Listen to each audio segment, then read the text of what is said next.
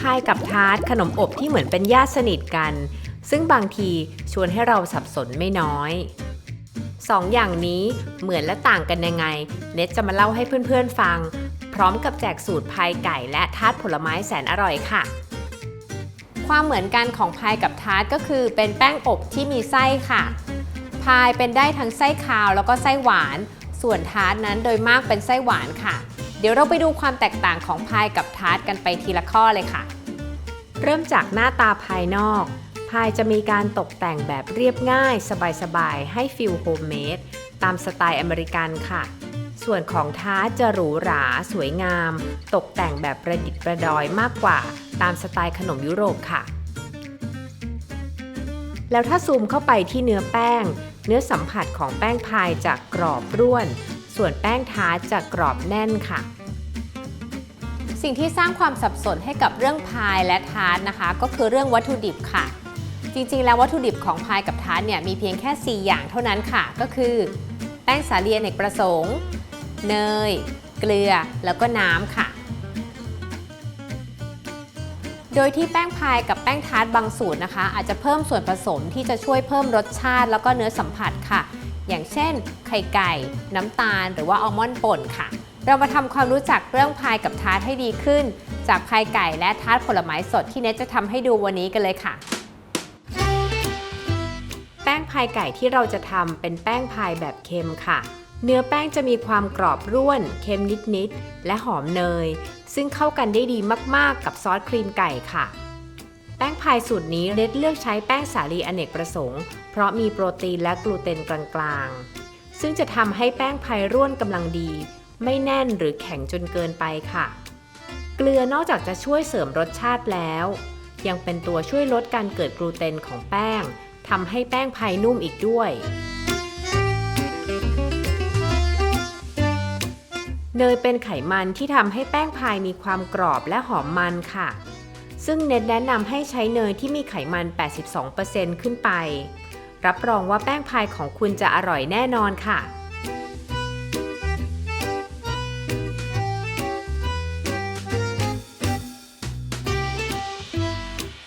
การใช้ปลายนิ้วมือถูเนยกับแป้งแบบนี้เรียกว่า rubbing method ค่ะเป็นการทำให้เนยเคลือบกับแป้งจนทั่วระวังอย่าใช้ฝ่ามือถูนะคะเพราะว่าฝ่ามือเนี่ยจะเป็นส่วนที่ร้อนเนยก็จะละลายทำให้แป้งแฉะค่ะเมื่อผสมเนยกับแป้งให้เข้ากันดีแล้วจะได้เนื้อแป้งคล้ายๆเม็ดทรายแบบนี้ค่ะ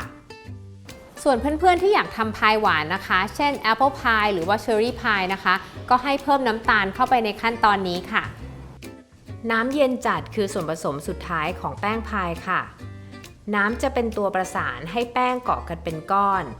และน้ำที่เย็นจัดจะช่วยชะลอการเกิดกลูเตนในแป้งค่ะถ้าใส่น้ำเยอะจนเกินไปแป้งก็จะแฉะแต่ถ้าใส่น้อยเกินไปแป้งก็จะร่วนไม่เกาะกันเป็นก้อนค่ะปริมาณน้ำที่พอดีจะทำให้ปั้นแป้งเป็นก้อนได้แบบนี้ค่ะหัวใจในการทำแป้งพายนะคะก็คือเราไม่อยากให้เกิดกลูเตนค่ะเพราะว่าถ้าเกิดกลูเตนแล้วเนี่ยแป้งพายของเราจะแน่นแล้วก็แข็งค่ะดังนั้นเวลาผสมแป้งนะคะก็คือเราจะไม่นวดหรือว่าผสมนานค่ะเช็คว่าผสมแป้งได้ที่แล้วให้ใช้สันมือบี้แป้งออกดู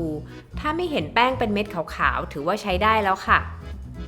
เราจะแบ่งแป้งโดเป็น2ส่วนสำหรับทำฐานพายและแป้งคลุมหน้าพายค่ะจากนั้นห่อแป้งด้วยพลาสติกแรปและกดแป้งให้แบนลงเล็กน้อยเป็นทรงสี่เหลี่ยมเพื่อให้ง่ายตอนที่เรานำแป้งออกมาคลึงเป็นแผ่นค่ะจากนั้นพักแป้งในตู้เย็นอย่างน้อย2 ชั่วโมงสิ่งที่ต้องทำหลังการผสมแป้งทุกครั้งนะคะก็คือการพักแป้งในตู้เย็นค่ะเพื่อให้เนยเซตตัวเวลาเราคลึงหรือว่าเราอบเนี่ยแป้งจะไม่ขดตัวค่ะมาวอร์มเตาอบกันก่อนนะคะอุณหภูมิที่เหมาะสำหรับการอบพายแบบหน้าปิดจะอยู่ที่180องศาเซลเซียสค่ะส่วนพิมพ์ที่ใช้อบสามารถเป็นวัสดุแบบไหนก็ได้จะเป็นเซรามิกแก้วอลูมิเนียมหรือว่าเทฟลอนก็ได้ค่ะแต่ต้องมีขอบสูงเพื่อให้ใส่ไส้ได้เยอะๆค่ะ ก่อนจะคลึงนำแป้งโดออกมาพักไว้นอกตู้เย็นประมาณ 5-10 นาที เพื่อให้แป้งคลายตัวก่อนนะคะ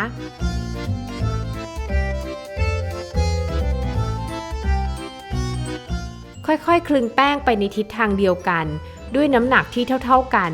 แล้วหมุนตัวแป้ง90องศาไปเรื่อยๆจนได้แป้งที่มีความหนา2มิลลิเมตรค่ะจากนั้นก็นำแป้งพายกรุลงพิมพ์กดแป้งให้แนบติดกับพิมพ์เก็บมุมให้ดีเสร็จแล้วก็ใส่ไส้ซอสครีมไก่ที่เตรียมไว้ได้เลยค่ะเพื่อนๆสามารถเข้าไปดูวิธีทำซอสครีมไก่ได้ในลิงก์แคปชั่นเลยนะคะจากนั้นนำแป้งพายมาปิดหน้าใช้มือบีบแป้งส่วนฐานและส่วนหน้าให้ติดกันค่ะจีบขอบแป้งให้สวยงามตามชอบต้องเจาะรูด้านบนของแป้งเพื่อเป็นช่องระบายความชื้นให้ออกมาแล้วแป้งของเราก็จะยังคงความกรอบค่ะขั้นตอนสุดท้ายก่อนนำไปอบให้ทา Egg Wash เพื่อให้หน้าของพายมีความสวยงามและน่ากินยิ่งขึ้นค่ะนำเข้าอบที่อุณหภูมิ180องศาเป็นเวลา50นาทีค่ะเราจะใช้อุณหภูมิสูงในการอบนะคะเพื่อเร่งให้แป้งของเราเนี่ยสุกเร็วจะได้ไม่ดูดซับความชื้นจากตัวไส้ค่ะแป้งที่ได้ก็จะกรอบร่วนแล้วก็ไม่แฉะค่ะหลังจากอบเสร็จพักพายไก่ให้หายร้อนนิดนึงนะคะเพื่อให้พายเซ็ตตัวเวลาหั่นจะได้อยู่ทรงและแป้งพายก็จะกรอบอีกด้วยค่ะเขาว่าอะไรที่อร่อยอยู่แล้วนะคะถ้ามาเป็นไส้พายเนี่ยจะยิ่งอร่อยยิ่งขึ้นค่ะเพื่อนๆลองทำพายไส้ต่างๆตามที่ชอบกันนะคะมาต่อกันที่ทาร์ตผลไม้ในส่วนผสมของแป้งทาร์ตหวานจะมีส่วนผสมหลักเหมือนกับแป้งพายเลยค่ะเพิ่มเติมคือไข่แดงน้ำตาลและกลิ่นวานิลาไข่แดงที่เพิ่มเข้ามาจะช่วยให้แป้งทาร์ตมีรสชาติมันเข้มข้นและสีเหลืองสวยค่ะส่วนกลิ่นวานิลาจะช่วยเพิ่มมิติของแป้งทาร์ตให้หอมยิ่งขึ้นค่ะสูตรแป้งทาร์ตของเนตตัวนี้เนื้อจะกรอบแน่นรสชาติออกหวานน้อยมีเค็มนิดๆเหมาะสำหรับใส่ไส้หวานที่สุกแล้วเช่นคัสตาร์ดช็อกโกแลตและเลมอนเคิร์ดค่ะการผสมแป้งทาร์ตนะคะเราจะใช้วิธี rubbing method เหมือนแป้งพายเลยค่ะแต่ว่าถ้าเพื่อนๆมีเครื่องปั่นหรือว่า food processor นะคะสามารถใช้ทุ่นแรงได้เลยค่ะเมื่อเราผสมของแห้งได้แก่แป้งเกลือและเนยเข้ากันดีแล้วจึงค่อยใส่น้ำตาลลงไปค่ะจากนั้นปั่นอีกครั้งพอเข้ากันตีไข่แดงกลิ่นวานิลาและน้ำให้เข้ากันแล้วเทลงไปทีเดียวแบบนี้ค่ะปั่นจนเนื้อแป้งจับตัวกันเป็นก้อน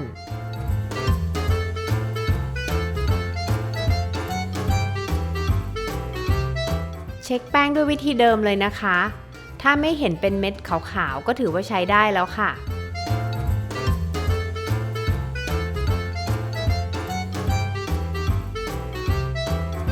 พักแป้งทาร์ตไว้ในตู้เย็นอย่างน้อย2ชั่วโมง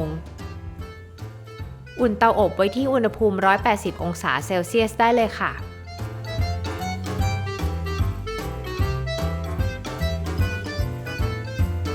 สามารถใช้บาร์สแตนเลสหนา2มิลลิเมตรช่วยกำหนดความหนาของแป้งทาร์ตได้ค่ะเมื่อคลึงแป้งทาร์ตให้ได้2มิลลิเมตรแล้วนำไปแช่ฟรีซประมาณ5นาทีค่ะเพื่อให้เนยแข็งตัวพิมพ์ทาร์ตนะคะก็จะมีทั้งเป็นแบบแพนแล้วก็เป็นแบบริงค่ะ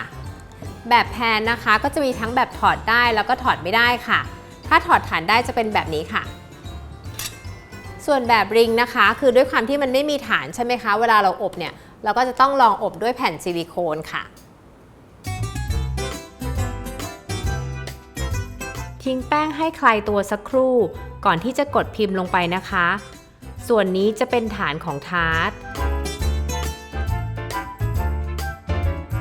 ในส่วนของขอบทาร์ตเราจะกรีดแป้งให้เป็นเส้นที่มีความหนากว่าขอบพิมพ์เล็กน้อย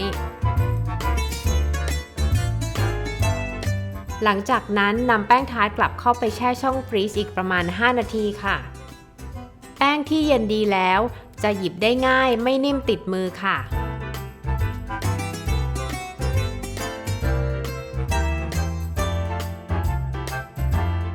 สิ่งสำคัญคือเราต้องกดแป้งส่วนฐานกับขอบให้ติดกันค่ะจากนั้นตัดขอบแป้งส่วนเกินออกให้เรียบร้อยนำทาร์ตที่กรุใส่พิมพ์แล้วพักในตู้เย็นก่อนอบทุกครั้งค่ะ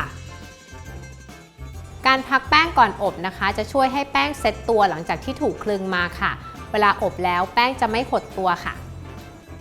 ขั้นตอนสุดท้ายก่อนนำแป้งเข้าอบให้ใช้ซ่อมจิ้มบนแป้งให้ทั่วค่ะเพื่อเป็นการระบายความชื้นที่อยู่ในแป้งและใช้ลูกหินหรือเมล็ดถั่วเขียวมาทับแป้งเอาไว้อีกทีเมื่อเวลาอยู่ในเตาอบฐานแป้งจะได้ไม่พองตัวขึ้นมานำเข้าเตาอบที่อุณหภูมิ180องศาเซลเซียสเป็นเวลา13นาทีเมื่อครบเวลาให้เอาลูกหินออกแล้วอบต่ออีก5นาทีจนฐานด้านล่างสีเหลืองสวยค่ะเราก็จะได้แป้งทาร์ตแบบนี้ค่ะควรพักแป้งให้เย็นก่อนถอดออกจากพิมพ์ทุกครั้งหรือว่าเพื่อความสวยหรือว่าเพอร์เฟกต์ของทาร์ตนะคะเพื่อนๆสามารถใช้ที่ขูดชีสขูดแล้วก็เกลาแป้งทาร์ตของเราให้เรียบเนียนแบบนี้ค่ะแต่ถ้าใครอยากได้ทาร์ตที่สวยเป๊ะเพอร์เฟกต์จริงๆนะคะเน้นแนะนำให้ใช้เป็นริงทาร์ตที่มีรูแบบนี้ค่ะแล้วรองอบด้วยแผ่นซิลิโคนที่มีรูหากมี2 สิ่งนี้เราไม่จำเป็นต้องใช้ซ่อมจิ้มฐานและใช้ลูกหินถ่วงในการอบนะคะเพราะอุปกรณ์นี้จะช่วยระบายความชื้นของแป้งทาร์ตได้ทุกทิศทางทำให้แป้งไม่พองตัวค่ะเปลือกทาร์ตที่อบออกมาก็จะสวยงามแบบเพอร์เฟกต์เช่นนี้ค่ะ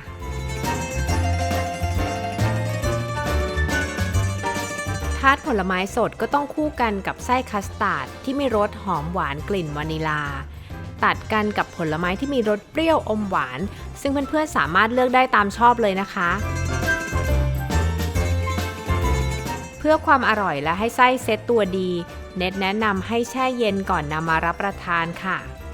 สูตรคัสตาร์ดสามารถกดดูได้ใต้แคปชั่นนี้เลยนะคะ